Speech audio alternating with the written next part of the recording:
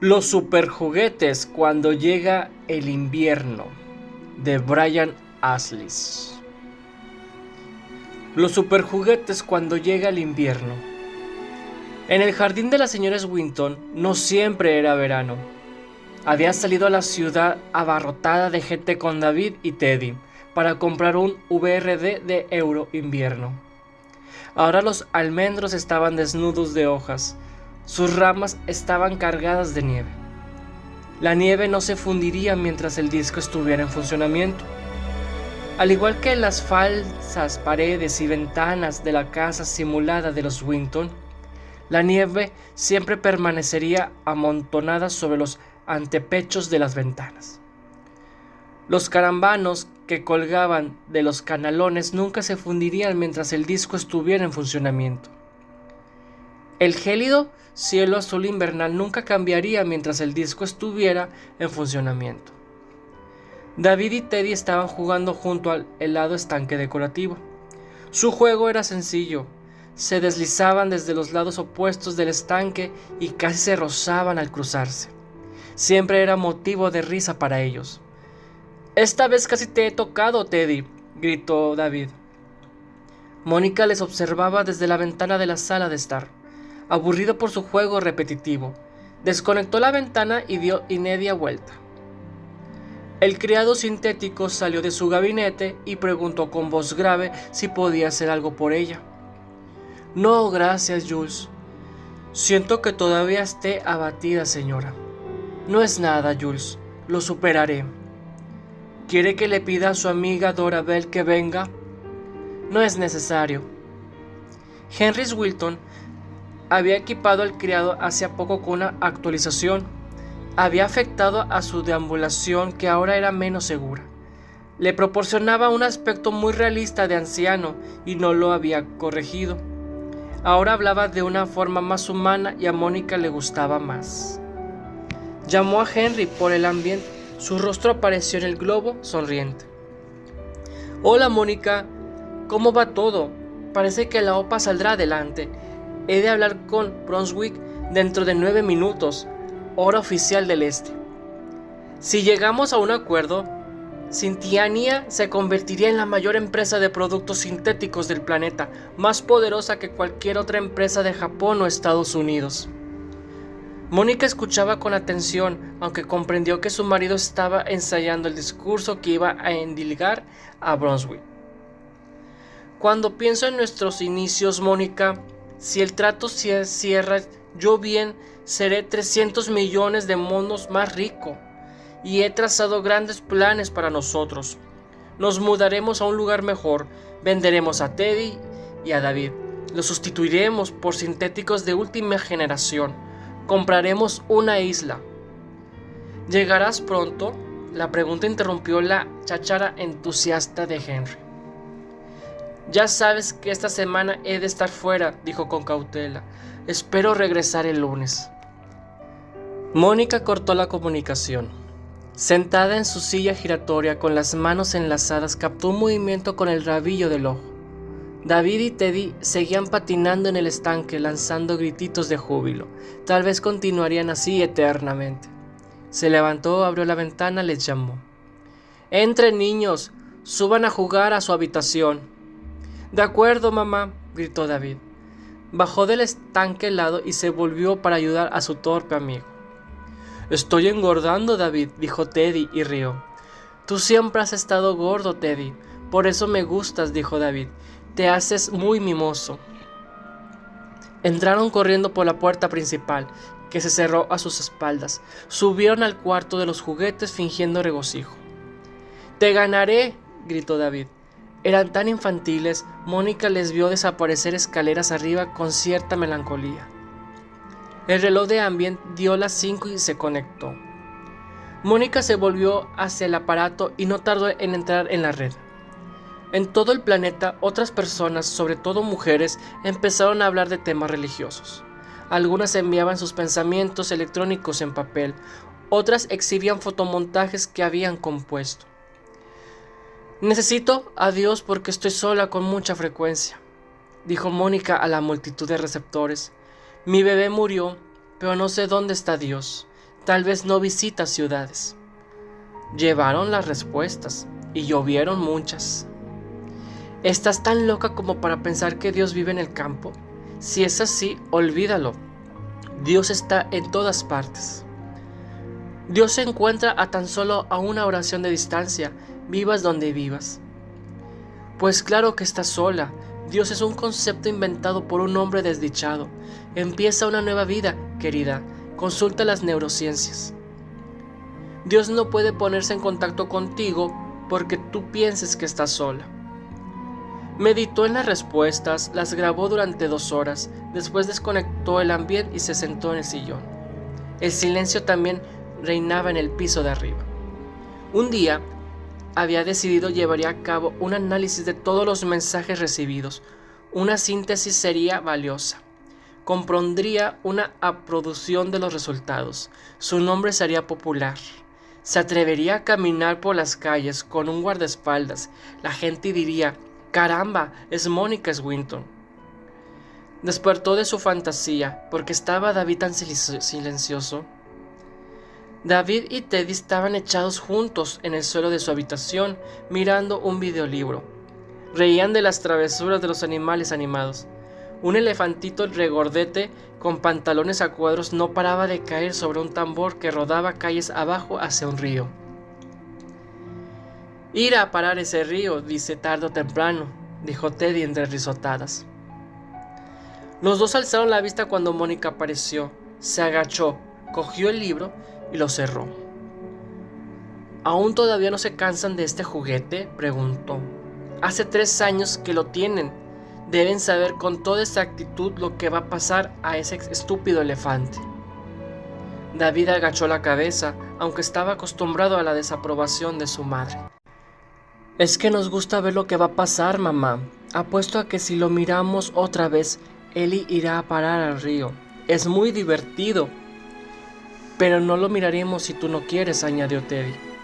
Mónica se arrepintió de su exabrupto. Al fin y al cabo conocía sus limitaciones. Dejó el libro sobre la alfombra y suspiró. «Nunca van a ser mayores». «Ya lo intento, mamá. Esta mañana he visto un programa científico de historia natural de la DTV». Mónica dijo que eso estaba bien. Preguntó a David qué había aprendido. El niño contestó que había aprendido cosas sobre los delfines. «Pertenecemos al mundo natural, ¿verdad, mamá?». Cuando el niño levantó los brazos para que ella la abrazara, Mónica retrocedió, aterrada por la idea de estar perpetuamente atrapada en una infancia eterna, sin evolucionar nunca, sin escapar nunca. «Supongo que mamá siempre está muy ocupada», dijo David a Teddy cuando Mónica se marchó. Siguieron sentados mirándose, sonrientes. Henry Swinton estaba comiendo con Petrushka Brunswick. Un par de rubias decorativas les acompañaban a la mesa. Estaban en un restaurante donde un anacrónico cuarteto de cuerda tocaba no muy lejos. La OPA amistosa de Sintlimanía sobre Harvard Brunswick PCL procedía de forma satisfactoria. Los abogados terminarían de redactar los documentos pasado mañana. Escenario: un restaurante solo para ricos. Boato: una ventana auténtica en el techo que dejaba entrar la luz del sol, apenas oscurecido por la contaminación. Petrushka y Henry, con sus damas, estaban dando cuenta de 2 cochinillos que giraban lentamente en un espetón junto a la mesa. Los cerdos chisporroteaban y soltaban gotas de grasa. Los comensales acompañaban el festín con champán de reserva especial. «¡Oh, esto está buenísimo!», exclamó la rubia que se hacía llamar Burbujas. Pertenecía a Petrushka Brunswick. Se secó la barbilla con una servilleta verde. «Podría seguir comiendo sin parar, ¿no les parece?». Henry se inclinó hacia adelante con el cuchillo y el tenedor inclinados. «Hemos de adelantarnos a la competencia», Pet dijo. «Cada centímetro cúbico de corteza del cerebro humano contiene 50 millones de neuronas. Es a eso a lo que nos enfrentamos, desengañante. La época de los cerebros sintéticos ha terminado. Olvídala. Estamos fabricando cerebros reales desde ayer. Claro, corroboró Petrushka. Se inclinó para cortar otra loncha del vientre y alejó con un ademán al camarero, que ya se precipitaba. ¿Por qué serán tan pesados los camareros? Su aguda risa era famosa y temida en algunos ambientes. Acababa de cumplir 20 años y ya utilizaba Preservanex, espectralmente delgada, con pelo corto multicoloreado, ojos azules y un leve tic en su mejilla izquierda multicoloreada. Y estamos hablando de 100 millones de neuronas, pero desde que acabamos con la silicona llevamos las de ganar. La cuestión, Henry, radica en encontrar los fondos. Henry se llevó a la boca un suculento bocado antes de contestar. La cinta Croswell de Cincinnati se encargará de ese pequeño problema. Ya has visto las cifras. El PNB de Kurdistán no es nada en comparación. La producción ha aumentado otra vez este año, en un 14%. Croswell fue nuestra primera línea de superventas cuando aún éramos Syntac. Ha conquistado el mundo occidental. La píldora no tiene nada que hacer contra Croswell. Yo llevo una Croswell, dijo Rosángel. Indicó su regazo con un dedo delicado. Era la favorita de Henry. La llevo siempre, añadió para dar énfasis a sus palabras, al tiempo que miraba de reojo a Henry. Henry se inclinó hacia ella y le concedió una mirada risueña, junto con uno de sus discursos favoritos. 3/4 partes de este mundo superpoblado se mueren de hambre. Somos afortunados de tener más que suficiente de todo, gracias al desequilibrio entre población y producción. La obesidad es nuestro principal problema, pero no la malnutrición. Muy cierto, suspiró Burbujas, labios rojos, dientes blancos. Se sirvió un trozo dorado de costra churruscante. ¿Hay alguien que no lleve una Croswell en el intestino delgado?, preguntó Henry retóricamente, y meneó la cabeza en respuesta a su propia pregunta. Jim Croswell fue un nanobiólogo genial. Yo fui quien le descubrió, quien le dio trabajo. Este parásito inofensivo permite a cualquiera comer un 100% más sin perder la figura, ¿verdad? Claro, uno de nuestros grandes inventos de ayer, dijo Petrushka con malevolencia. Nuestro Zenorani proporciona casi los mismos beneficios. Cuesta más, para empezar, dijo Burbujas, pero su comentario fue ahogado por Rosángel, que palmeó sus bonitas y menudas manos. Vamos a arrasar, levantó su copa, por 2 personas inteligentes. En respuesta al brindis, Henry se preguntó de dónde había sacado el plural. Pagaría aquel error, él se encargaría de ello. Mónica estaba a punto de ir a esquiar. El criado sintético la acompañó hasta la cabina instalada en el Callerium. Le ofreció la mano con ademán cortés. Ella la aceptó. Le gustaba aquel toque de gracia. Evocaba una infancia lejana y semi-olvidada en la que había existido. Lo había olvidado. Tal vez un padre cariñoso. Una vez en la cabina, se conectó y tecleó la imagen de nieve en la montaña. Al instante cayó nieve con la fuerza de una ventisca. La visibilidad era mala, escaló la montaña, era aterrador, estaba sola por completo, un árbol solitario se hallaba cubierto de blanco. En cuanto llegó al refugio, entró y descansó, jadeante, antes de ponerse los esquís. El desafío era el frío, los crueles elementos, los había vencido, la tormenta de nieve se retiraba. Antes de lanzarse colina abajo, se puso la mascarilla con una aceleración embriagadora. Su cuerpo entró en combate con el aire demencial, rugiente, furioso, insoportable. Detrás de la mascarilla, su boca se abrió en un chillido de puro goce. Esto era la libertad, el abrazo de la gravedad. Terminó, estaba sola, desnuda, en el estrecho cubículo. Salió una vez, estuvo vestida, tal vez era un buen momento para tomar un trago de vodka. Prefería el Unit Dairies, que venía con la leche ya mezclada. David y Teddy aparecieron con aire inquieto. Solo estábamos jugando, mamá, dijo David. No hicimos ruido, dijo Teddy. Fue Jules quien hizo ruido cuando cayó. Mónica se volvió y vio a Jules tendido en el suelo. Su pierna izquierda pataleaba débilmente. Al caer había buscado un punto de apoyo y derribado la reproducción de Kuczynski de la de que Mónica se sentía tan orgullosa, de la que siempre hablaba cuando iba a visitarla a su amiga Dorabel. Yacía en pedazos junto al cráneo del criado. El cráneo se había abierto, dejando al descubierto la matriz de audición y habla. Cuando Mónica se arrodilló junto al cuerpo, David dijo: «Da igual, mamá, solo estábamos jugando cuando trompezó. Solo es un androide». «Sí, solo es un androide, mamá», coreó Teddy. «Pronto podrás comprar otro». «Oh Dios, es Jules. Pobre Jules, era mi amigo». Apoyó la mano sobre su cara, no derramó ni una lágrima. «Pronto podrás comprarnos otro, mamá», dijo David. Tocó con timidez su brazo. Mónica se revolvió contra él. «¿Y tú quién te crees que eres? No eres más que un pequeño androide». Se arrepintió de sus palabras en cuanto salieron de su boca, pero David ya estaba emitiendo una especie de chillido entre palabras pronunciadas con dificultad. «No, no soy un androide, soy real, real como Teddy, como tú, mamá, solo que no me quieres. Nunca me has querido». Corrió en pequeños círculos y cuando se le agotaron las palabras, se precipitó hacia la escalera sin dejar de emitir el extraño chillido. Teddy le siguió, desaparecieron de vista. Mónica se levantó y permaneció inmóvil, temblorosa sobre el cuerpo del criado. Se tapó los ojos con las manos, no iba a ser fácil calmar su desesperación. Se oyó una serie de estrépitos en las habitaciones de arriba. Mónica fue a investigar con cautela. Teddy estaba espatarrado sobre la alfombra, con los brazos extendidos.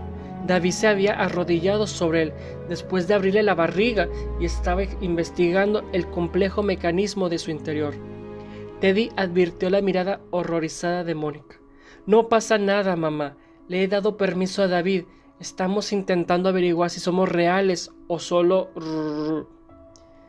David había traído la clavija que había en el pecho del oso, cerca del estabilizador, donde habría estado el ventrículo izquierdo del corazón en un ser humano. «Pobre Teddy, ha muerto. En realidad era una máquina. Luego eso significa...». Mientras hablaba, David agitaba las manos de forma incontrolada. Cayó y se golpeó en la cara, que se agrietó y reveló los engranajes de plástico que ocultaba. «David, David, no te desesperes, podemos reparar. Deja de hablar». David gritó las palabras con fuerza mientras se levantaba de un brinco, huía de la habitación y bajaba la escalera corriendo. Mónica se quedó sobre el osito inerte, escuchando los ruidos que hacía David en la planta baja. Sus ojos ya no pueden enfocar el mismo objeto, pensó Mónica.